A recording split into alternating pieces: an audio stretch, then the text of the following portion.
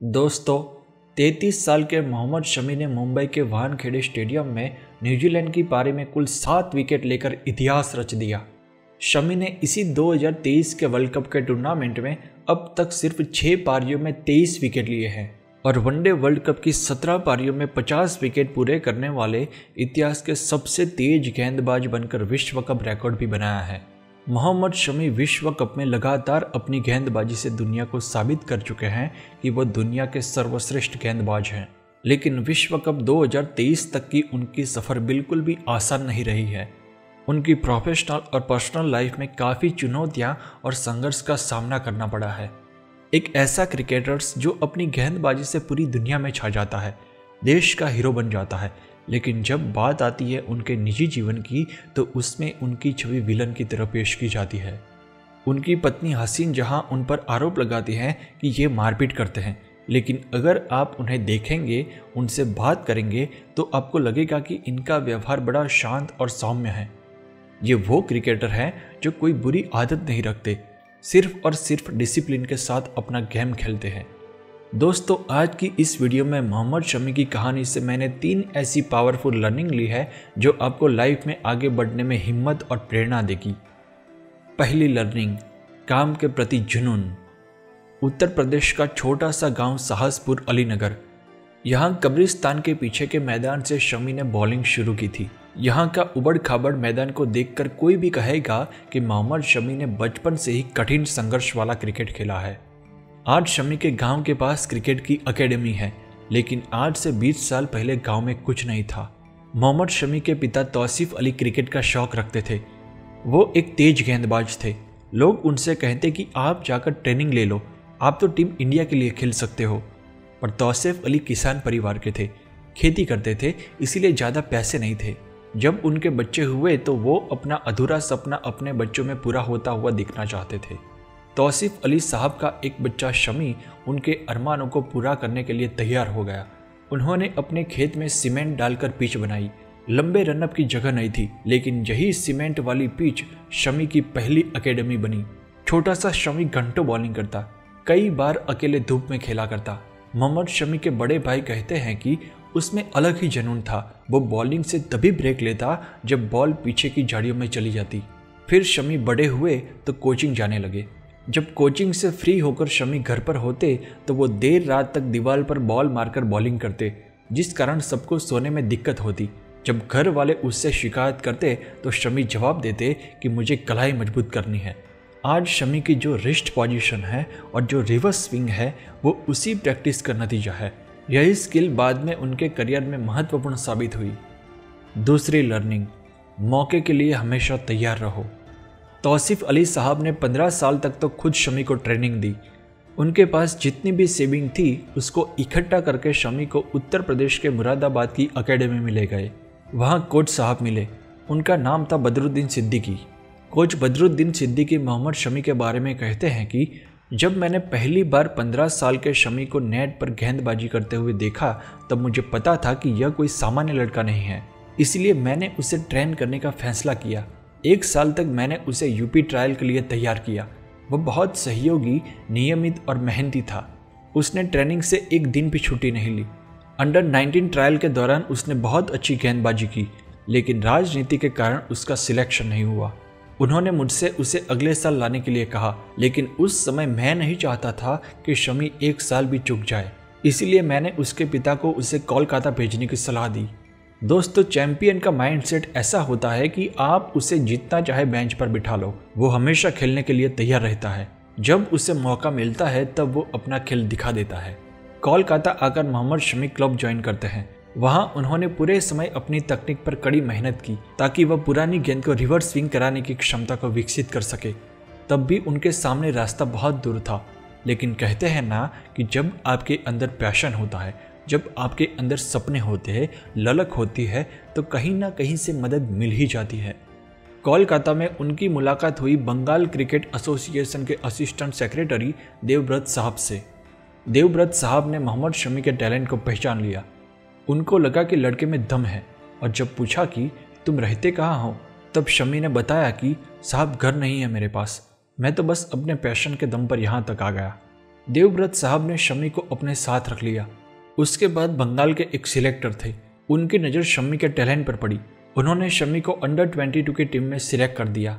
देवव्रत साहब से जब पूछा गया कि ये लड़के को आपने अपने साथ क्यों रोका, आप इस पर इतनी मेहरबानी क्यों कर रहे हैं, तो उन्होंने कहा कि साहब, इस लड़के को पैसा नहीं चाहिए, इसको सिर्फ पैशन फॉलो करना है। इसको पैसा नहीं दिखता, इसको वो 3 स्टंप दिखते हैं जिन्हें वो गेंद से उखाड़ देना चाहता है। ये लड़का ज़्यादातर खिलाड़ियों को क्लीन बोल्ड करता है। वहाँ से आगे निकल करके मोहम्मद शमी मोहन बागान क्लब में पहुँचे। वहाँ ईडन गार्डन्स कोलकाता का जो ऐतिहासिक मैदान है, उसके नेट्स में उन्होंने महान सौरव गांगुली को गेंदबाजी की। सौरव गांगुली मोहम्मद शमी की गेंदबाजी से इम्प्रेस हुए और उनकी रिकमेंडेशन पर 2010-11 की रणजी ट्रॉफी के लिए बंगाल टीम में शामिल कर लिया गया।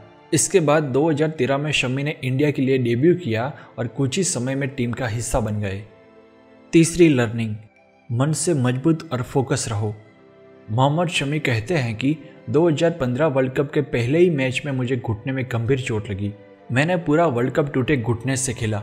मैच पूरा होने के बाद घुटने की सूजन इतनी बढ़ जाती कि मैं चल भी नहीं पाता। हर दिन डॉक्टर घुटनों में जमा 40 ml पानी निकालते। शमी कहते हैं कि मैं एक बार में 3 पेन किलर्स ले रहा था, लेकिन इतना दर्द सहन करने के बाद भी शमी टीम के लिए खेलते रहे। वे कहते हैं कि ऑस्ट्रेलिया से सेमीफाइनल मैच के पहले मैंने टीम से कहा, अब मुझसे दर्द बर्दाश्त नहीं हो पाएगा, लेकिन टीम मैनेजमेंट और माही भाई को मेरी काबिलियत पर भरोसा था और टीम को मेरी ज़रूरत भी थी। शमी कहते हैं कि 2015 वर्ल्ड कप के 1.5 साल बाद भी घुटनों में दर्द और चोट से जूझता रहा। जिन लोगों ने मेरी चोट देखी उन्होंने कहा, अब तुम इंटरनेशनल लेवल पर दोबारा नहीं खेल पाओगे, लेकिन मैंने कभी विश्वास नहीं खोया। उन दिनों मैंने काफ़ी समय अकेले में बिताया और मैंने सीखा कि हमको छोटी छोटी चीज़ों के लिए आभारी होना चाहिए। 1.5 साल बाद जब शमी ठीक हुए तब फिर से खेलना शुरू किया। अब तक 2018 आ गया था।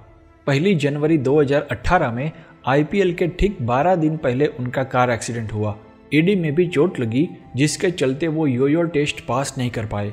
फिर सितंबर 2018 में शमी की पत्नी हसीन जहां ने उन पर पारिवारिक हिंसा के आरोप लगाए, जिसके कारण BCCI ने भी उनके कॉन्ट्रैक्ट अनिश्चित काल के लिए रोक दिए। शमी कहते हैं कि घर में भी उन्हें तनाव का सामना करना पड़ा, क्योंकि वो जिस मोहब्बत के रास्ते पर चले थे उस रास्ते पर फूल नहीं, कांटे की चादर बिछी हुई थी। मोहम्मद शमी की जो प्रेम कहानी है उसमें बहुत सारी नफरत भी आ गई। उनकी पत्नी हसीन जहां, जो कि प्रोफेशनल मॉडलिंग किया करती थी, जब वो कोलकाता नाइट राइडर्स की चीयर लीडर बनी तो इस दौरान मोहम्मद शमी और हसीन जहां की मुलाकात हुई थी। 6 जून 2014 को शमी ने अपने परिवार की मर्जी से खिलाफ जा करके हसीन जहां से शादी कर ली थी। और हसीन जहां पहले तो कहती थी कि शमी जब आते हैं तो घर में ईद जैसा माहौल हो जाता है और मैं बहुत मिस करती हूँ।